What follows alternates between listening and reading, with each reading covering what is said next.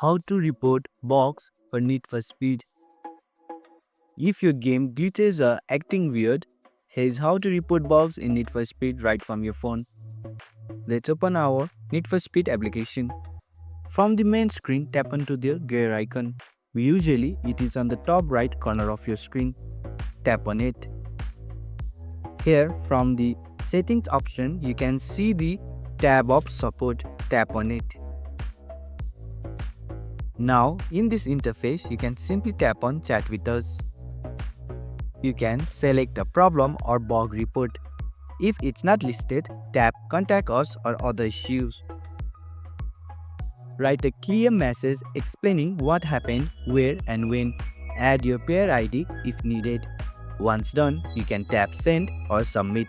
Your report goes straight to the developers for review. And that's how to report bugs in Need for Speed on your phone. Thanks for watching. If you found this helpful, give it a thumbs up and consider subscribing for more tutorials. Drop a comment if you have question or suggestion for future videos. And don't forget to check out our playlist. See you in the next one.